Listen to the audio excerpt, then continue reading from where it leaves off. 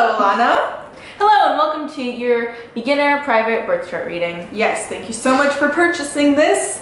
And so you're a pretty unique case. Yeah. Because we've never had anyone who hasn't known their exact birth time. But we're going to take this as an opportunity to kind of assess this as like a real beginner birth chart reading. Take you through some basics, and not only of your chart, but kind of what it means to have your birth time and how much that affects it, and how if you ever find your birth time, you can read your chart based on that information.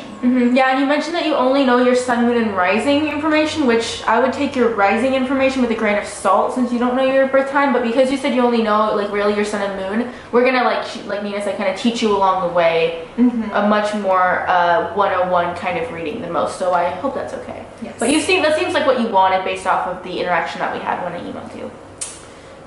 Anyways. Okay. So let's get right into it. So you said that you know your sun and moon. Your sun is in Aquarius and your moon is in Cancer. But in this reading, we're going to kind of approach what it is, not only isolating those two placements, but having them together. Yeah, and how they influence each other. Yeah, I'm familiar with these two energies because I'm an Aquarius sun, Cancer rising. And so I can observe the similarities and the kind of tension that they might cause between each other. So both of these signs have very receptive energy. Aquarius is very much a giver and Cancer is very sensitive. So you are very receptive, and this simultaneously gives you kind of this need to socialize in this Aquarian kind of way, and a need to emotionally retract, because being receptive, you're like, oh, I want to be around people and receive their energy.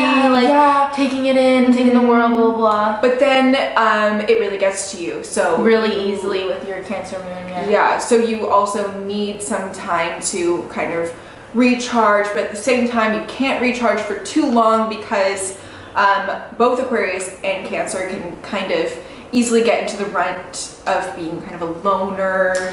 Or like a kind of, I think of, like get stuck in that lone thing, especially Cancer. But like in reality, like those are two signs that really want to be around people, but it's just like the people are very specific that they need to be around. Exactly. Like the wrong person really screws with them, but if they're with like one or two of the right people, it's like that's what they need. Because you are so receptive, you need to be picky about what you're receiving, and that has to do with who you're around.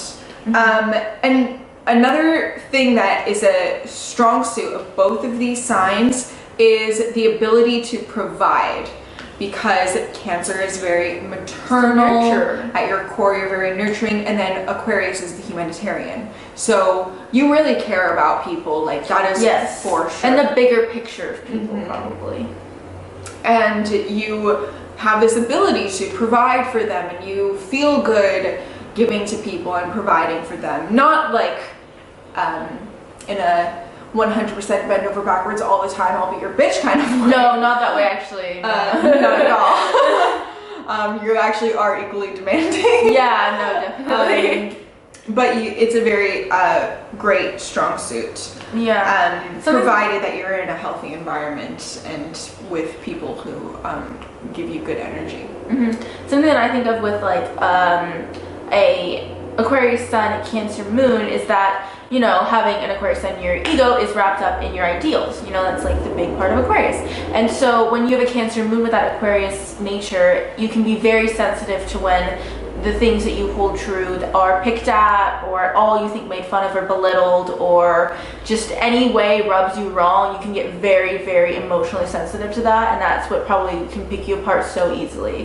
Yeah, especially because Aquarius is a fixed sign.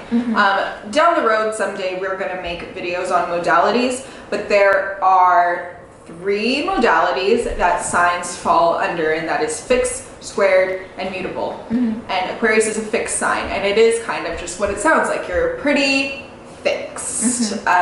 Stubborn is another word for it, but it's just kind of, you know what you want, you know what you believe, and you're not likely to have your mind change. So in Aquarius, it really manifests in wrapped up in your ideals, in your beliefs. That's also a Sagittarius kind of thing, but with the fixedness of Aquarius and having it be your sun, having it be your ego, your sense of self, that's very important to you, what you believe in.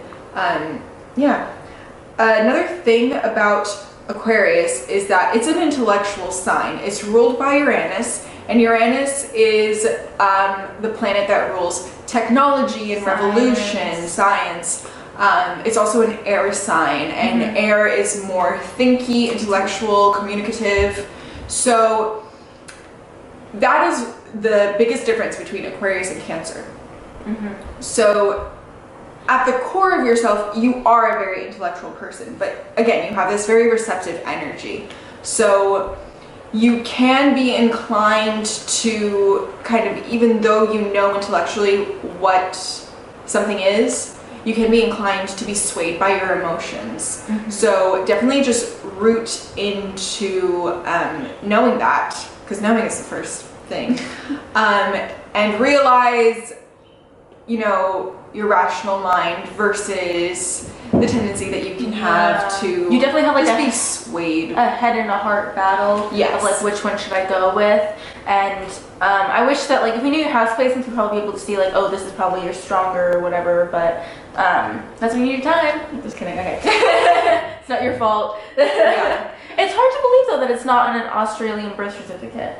I've heard from other countries. Yeah, no, totally. I'm just saying it surprises me whenever there's like any country that doesn't have that. It's weird to me. I don't know. Anyways.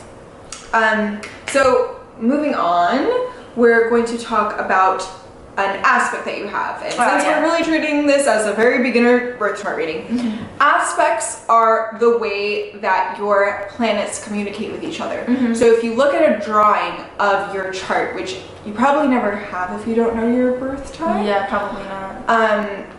The planets, I can insert one right here. So you can see that the planets are all in, you know, the map, and there's lines connecting them of different colors and making different shapes. So aspects are either trines, squares, oppositions, sextiles, conjunctions, or a minor aspect is a quincux or a quincux or quincux. I don't know actually how to say it. Or in conjunct, but that's anyways.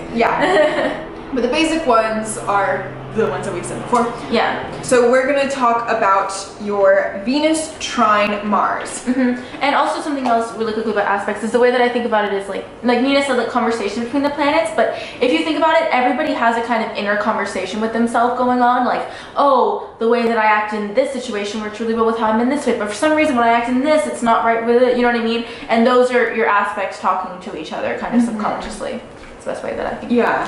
It's kind of it shows how much harmony you have in yourself versus how much disharmony you have in yourself, because harder aspects will cause a little bit more challenges, disharmony, and softer aspects, which are trines, and sextiles, they bring more harmony. So trine is when essentially, if you think of it as, you know, the elements, air, water, fire, earth, if you have two signs that are in the water element, like with your Venus in Pisces and your Mars in Scorpio, they are at the same degree. Within 10 degrees. Within 10 degrees, they are trining because they're making a triangle angle in the chart.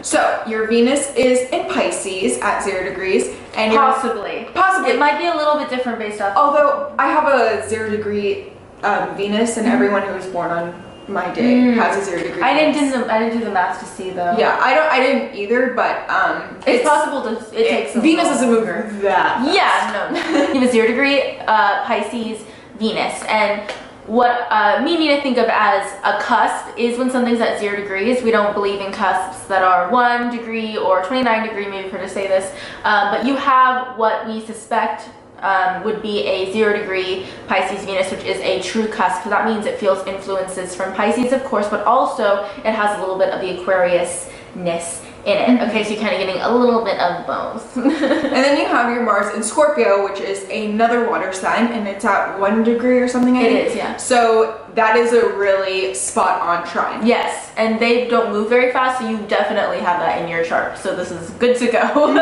So what happens when Venus, the planet of love, creativity, femininity, trines the planet of Mars, masculinity, anger, sex, you have a harmony between your love emotional life and your sex life. Yeah, just think about the masculine aspects of yourself and the feminine aspects of yourself. Like those just work really well together. They're just kind of saying the same thing. And and they're quite passionate planets. So for them to be in harmony gives you kind of a healthy passion, not a destructive kind of passion that some people have. It's a really good thing to have. Yeah.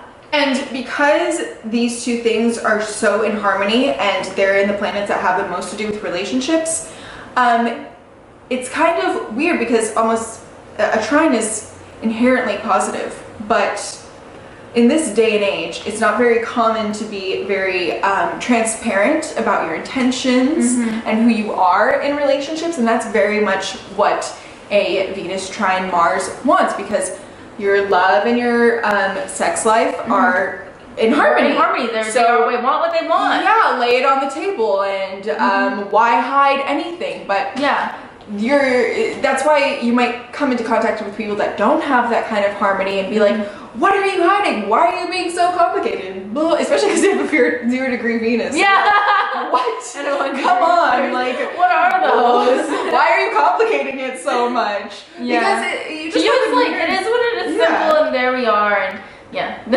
and another thing about this is because love is so connected to sex, you have a desire for loyalty.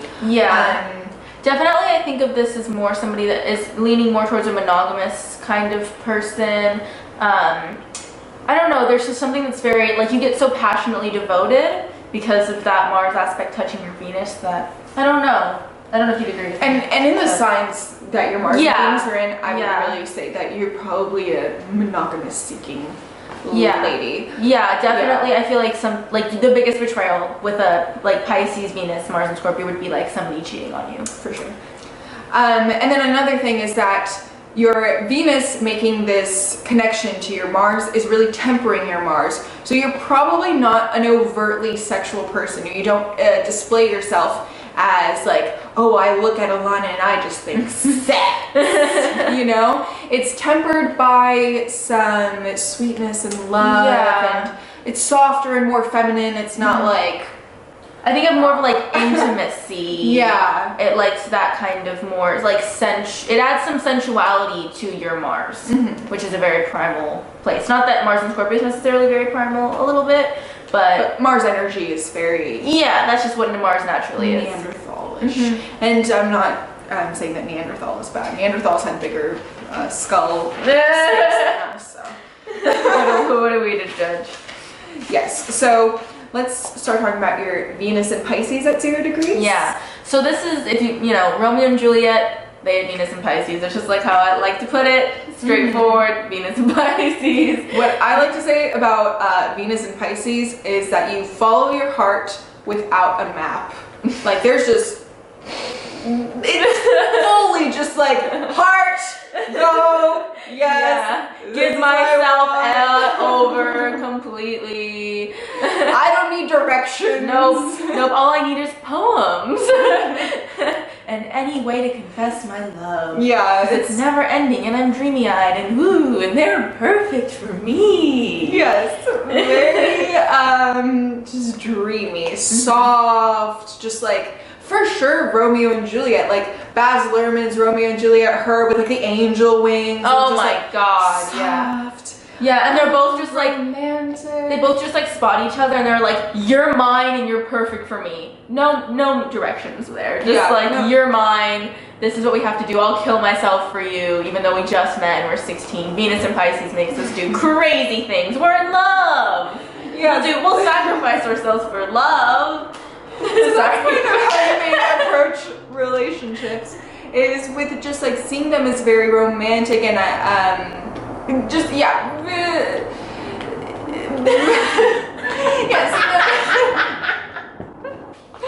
Sorry. So what you value in a partner is someone who's very gentle and loving and soft, Creative, artistic, and expressive and watery. Yes. And that's what you feel is your strength in a relationship. Yeah. And now we were saying about you being geared towards loyalty, but in fact, Venus in Pisces, I wouldn't say is on its own the most like geared for loyalty because it is so mutable. It follows its heart without a map.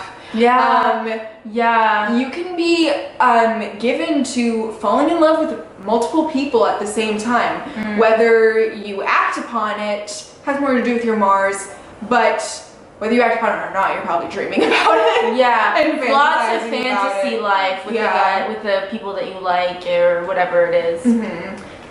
I actually know a Venus in Pisces who was madly in love, and then he had his Mars in Sagittarius, so he broke up with his like first love, madly in love person just because he fell in love with someone else, and he's like, Mars in Sagittarius, gotta go for it. Even though he loved this person so much and is still torn up about it.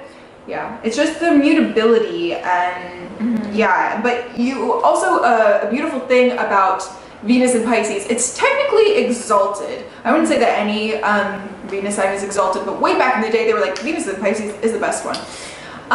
But you love really blindly because you have the rose-tinted glasses, and you don't love or discriminate based on wealth or status or this, that, and the other materialistic thing, because Pisces is the opposite of materialistic. No, they're not at all. They don't live in this world.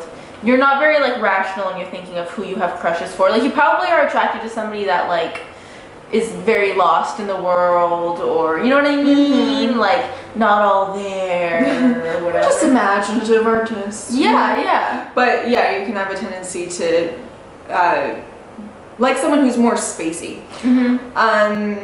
That's a good word, spacey. And another good thing where I see the exaltation of Venus and Pisces is that I think you're the least likely to get jaded after a breakup. Maybe your Mars and Scorpio might be different, but why do you think that? because it's so like, oh, they're so optimistic about love. They see it so much as something so romantic that if it doesn't work out with someone, they're like, well, it's still out there. Love is still out there. I'm not gonna like I be agree with broken that. hearted about it and like But I not don't be know. damaged. They're just so emotional, and they love to be the victim of situations. Like they do. Like Yeah, that's true. And so I see them like just loving stewing and like escaping, or you know what I mean. But I do think that they'll forever remain optimistic that they can find. Yeah, I mean they won't like be jaded in a way of like, well, Sam broke my heart, so fuck love. Fuck love, No. good. But they're gonna. I feel like they're just gonna get so torn up about it because they're like they think everybody that they fall for is their soulmate.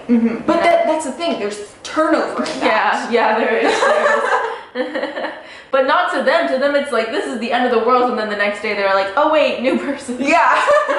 But like, yeah. But the thing is, yours is in 0 degrees. So you may see some Venus and Aquarius tendencies and kind of pick up on those. I even feel like at 0 degrees, you might start identifying earlier in your life with the sign before, and then through relationships kind of develop more into the sign of. So with Venus and Aquarius, you may have a little bit of hesitancy to commitment.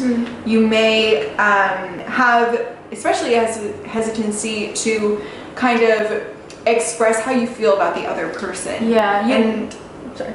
I was gonna say you want to always seem like more distant than the other person. Exactly. Naturally more aloof. And it's a thing that just has to do with fear. You're scared of, well, Aquarius is scared about being inferior. And because it's such an intellectual sign, you know, being inferior to them might be to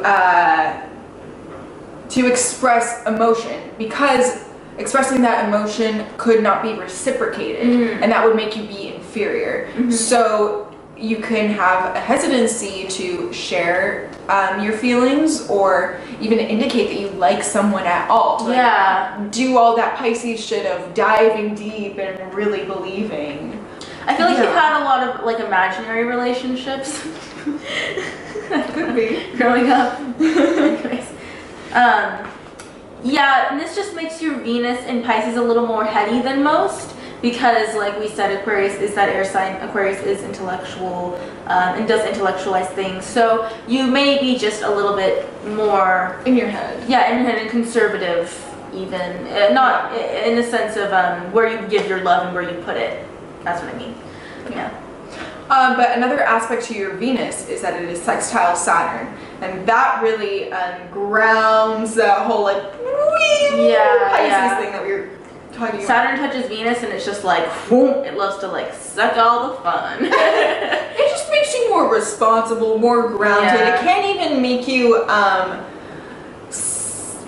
be more picky about your partner in terms of what they bring to the table monetarily, or just like, I don't know, Venus and Pisces I feel like can definitely fall for a deadbeat just because like, oh yeah. oh, he doesn't make But any I money, see him but, in, like, oh, he's so torture. Yeah, that's exactly what I'm trying to say. The tortured soul artist. Yeah. But Venus sextile Saturn, right? That's what it is? Yes. Venus sextile Saturn also, I read that they can want to jump from relationships. That's like the only way that they feel. There's like a stability there or something, like the stability of a long-term relationship though. It can also have to do with karma. Saturn is the planet of lessons. So when Saturn is playing into your love life, it really indicates that you are going to need to be in multiple relationships to learn. And that is part of your karma, is to learn about yourself through relationships. Super fun. Yeah, definitely. Yes. So those were kind of the main planet gists that we wanted to go over. So the houses get people pretty confused, but basically 1 through 12 lines up with the signs 1 through 12 in terms of The zodiac. in terms of rulership. Yeah. Not in your chart, because with the time that you gave us, you have a Leo ascendant. So then it goes like Leo, Cancer, whatever. Leo, Virgo, whatever. It's kind of hard to explain, but once you get it, it clicks very easily. Yeah, but kind of what the houses rule, like their properties, have to do with the signs in order. But to give you kind of the Cliff Notes version, first house is identity or personality. Second house is money and self-worth. Third house is neighborhood and primary education. Fourth house is home and family. The fifth house is creativity, which includes children because you create your children. Sixth house is health and routine. The seventh house is your other half. The eighth house is death and regeneration. The ninth house is higher education and beliefs. The 10th house is career, public persona, including social media. The 11th house is networks, and the 12th house is the subconscious, higher realms, and it's also called the house of self-undoing.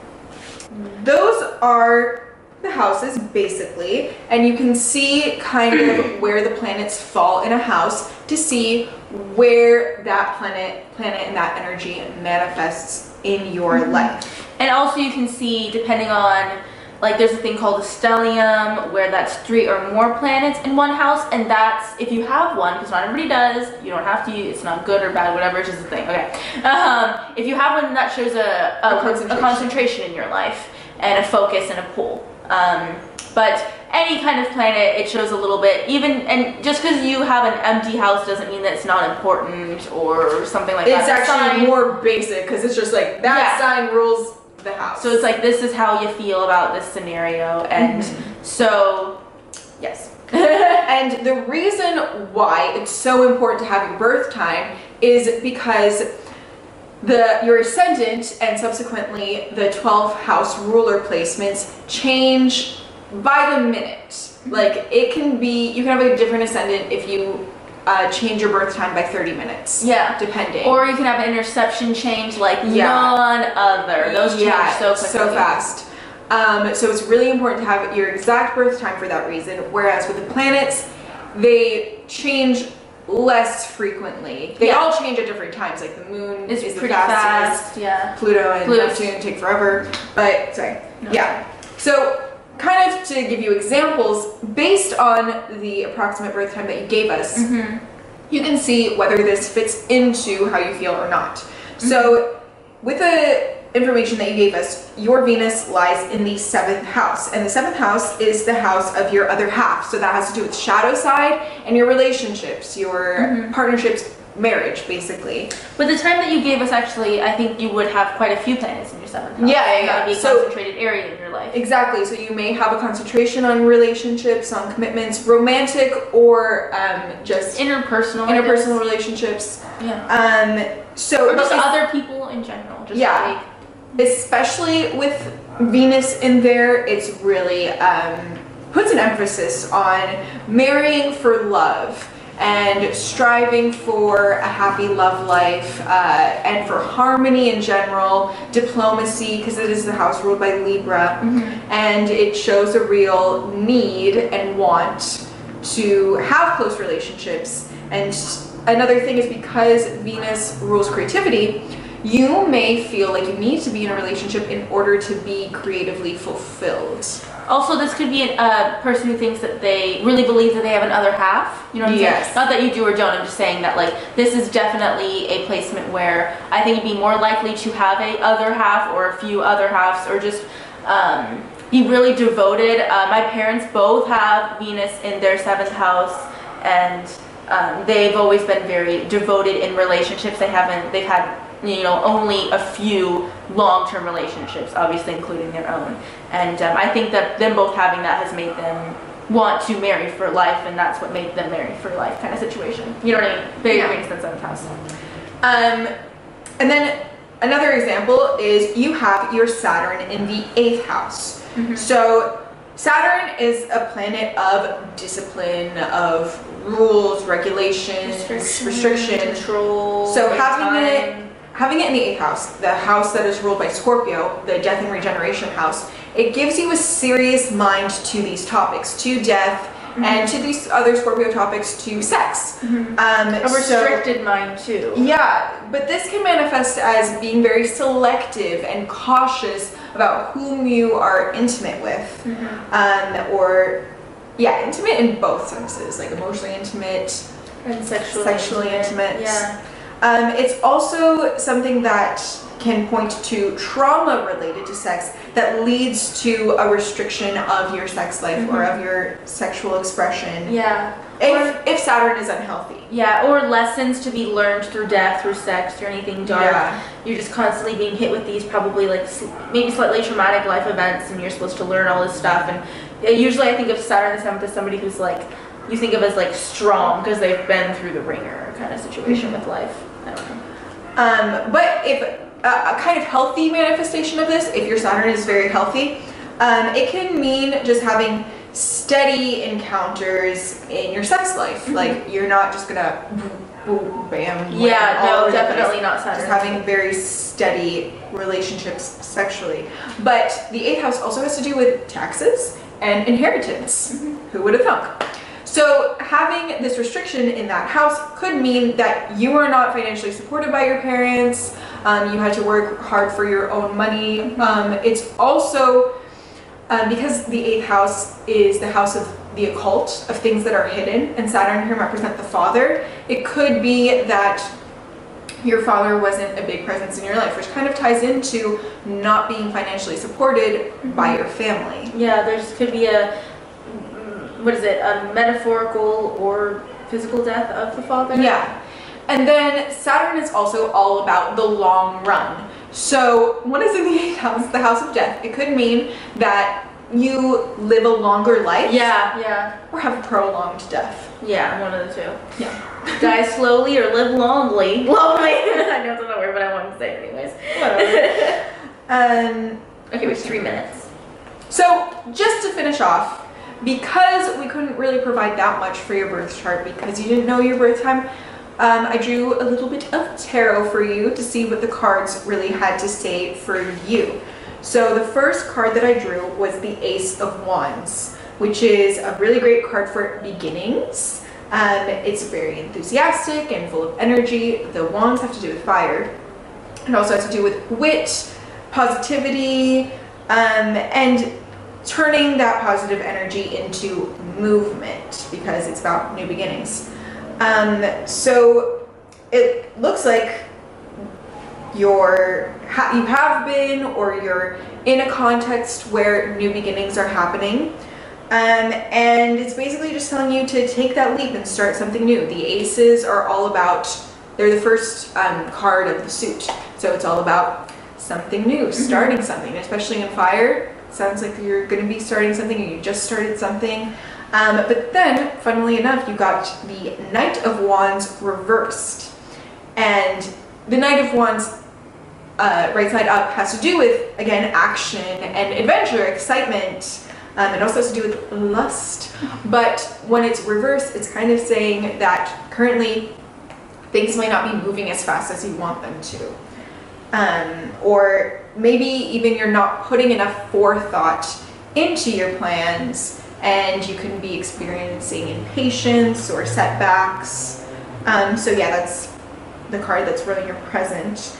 But then in your future position, you have the Two of Swords. The Two of Swords has a lot to do with choices, especially ones that involve indecision or denial, or not knowing the full truth. In my deck, the Two of Swords is a picture of a bird with blindfold, and then two swords like this. So what this could be meaning is that you're coming up to a time to make a difficult decision in which you're either not fully sure or you're not fully informed, because it looks like there's going to be some indecision heading your way.